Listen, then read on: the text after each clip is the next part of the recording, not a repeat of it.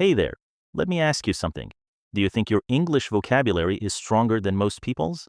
Are you confident using more advanced words in everyday conversations? Well, today we're going to put that to the test. I've got 15 words for you. Not simple ones like cat or run, but the kind of words that show you really know your stuff. And if you get all of them right, that means your vocabulary is in the top 3% of English speakers. Pretty awesome, right? But even if you miss a few, no worries. You're here to learn, and that already puts you ahead. Here's how it works. I'll give you a word and 3 possible meanings. Your job is to choose the correct one. After each word, I'll explain the meaning so you learn either way. Ready? Let's begin. Word number 1, typical.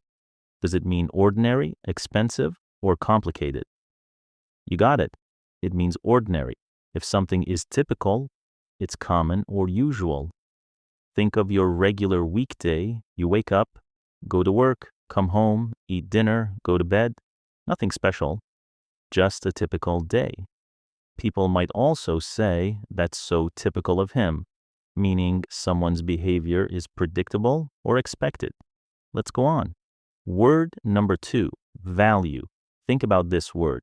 What does it mean when we say something has value? Does it mean hope, worth, or uncertainty? The correct meaning is worth. When something has value, it means it's useful, important, or can be exchanged for money. For example, imagine you have an old guitar your grandfather gave you. Maybe it doesn't look shiny or new, but to you, it's priceless. That's personal value.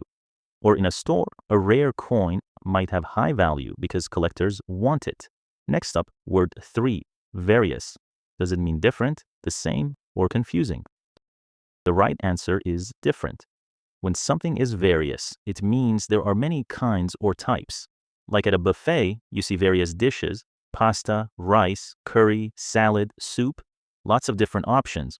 Or when someone says, I have various interests, they mean they enjoy many different things like reading, traveling, and playing music. All right? Word 4, emphasize. Does it mean to highlight, to remove, or to diminish? The answer is to highlight. To emphasize something is to show that it's important or to draw attention to it. A teacher might emphasize the need to revise before exams. Or if you're telling a story and you say, I really didn't like that movie, you're emphasizing your opinion. Now let's look at word 5, sustain. Does this mean to support, to weaken, or to finish? The correct choice is to support. When you sustain something, you keep it going over time. Think of a singer holding a long note. They need to sustain their breath to keep singing clearly. Or an athlete running a long-distance race, they need to sustain their energy or they'll burn out halfway through. So how are you doing so far? Got all 5? Great. If not, no worries. We're just getting started. Now let's move on to some slightly trickier words. Word number 6, evolve. Does it mean to remain the same, to change gradually, or to fall apart? It means to change gradually. Evolution is a slow, a steady change. Over time, animals evolve to survive in their environment. The same goes for technology. Remember old mobile phones? They've evolved into smartphones. People evolve too. We grow, learn, and become different over the years. Word number 7, consequence. Does it mean cause, result, or ignorance? The answer is result. A consequence is what happens because of something. If you forget your umbrella, the consequence might be that you get wet in the rain, or if someone breaks the rules, the consequence could be a fine or punishment. Not all consequences are bad, though. Getting good grades can be the consequence of studying hard. Moving on to word 8, blunt. Does this mean sharp, straightforward, or foolish? The correct answer is straightforward. When someone is blunt, they speak very directly, sometimes without being polite. For example, imagine your friend says, you look tired today, without any softening. They're not being rude on purpose, they're just blunt. Another example, a blunt knife isn't sharp, it's dull. So yes, blunt can describe a knife too, but when we're talking about people, it means honest and direct, sometimes too much so. All right, word 9, authentic. Does this mean unoriginal, genuine, or serious? The correct answer is genuine. If something is authentic, it's real, not fake. A signed baseball from a famous player could be authentic. Or when someone tells you a story honestly, with no lies, that's authentic too. People love authentic experiences, like eating local food when they travel instead of going to fast food chains. Now for word 10, strain. Does it mean to relax, to look down on, or to make a great effort? It means to make a great effort. To strain is to push yourself, either physically or mentally.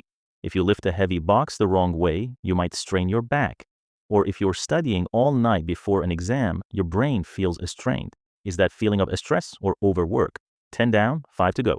Now we're entering advanced vocabulary territory. Ready? Word 11, blithe. Does this mean carefree and cheerful, serious and somber, or confident and experienced? The answer is carefree and cheerful. But here's the thing, it's not always a good thing. If someone is blithe, they might seem too unconcerned even when the situation is serious. Like if someone spends money freely without checking their bank balance, they're being a bit too blithe. It's like being happily unaware. Word 12, ambiguous. Does it mean identical, overworked and exhausted, or open to more than one interpretation? The right answer is open to more than one interpretation. If something is ambiguous, it's not clear. For example, if someone says, I saw her duck, you're not sure. Did she see a duck? Or did she see someone duck? That's ambiguity. Politicians sometimes use ambiguous language to avoid giving direct answers. Word 13, facilitate. Does it mean to make longer, to make easier, or to make stronger? It means to make easier. If you facilitate a meeting, you help it run smoothly.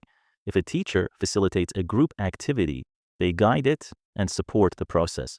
New tools and apps are designed to facilitate communication, especially for teams working from different countries. Almost there. Word 14, succinct. Does it mean brief, vague, or condescending? It means brief. When someone is succinct, they say what they need to say in a few words, clear and to the point. Like if you ask someone to explain a movie and they say, it's about a guy who dreams within dreams, that's a succinct summary of Inception. It's the opposite of rambling on and on. Last word, eschew. Does it mean to undo, to avoid, or to promote? It means to avoid. It's a formal word and you don't hear it often in daily conversation, but it's useful to know. For example, someone might say, she eschews processed foods and only eats organic. It means she chooses to avoid something, usually for a reason, like health or belief. And that's it. 15 words, from simple to seriously advanced. How many did you know? Let me know in the comments. I'd love to hear your score.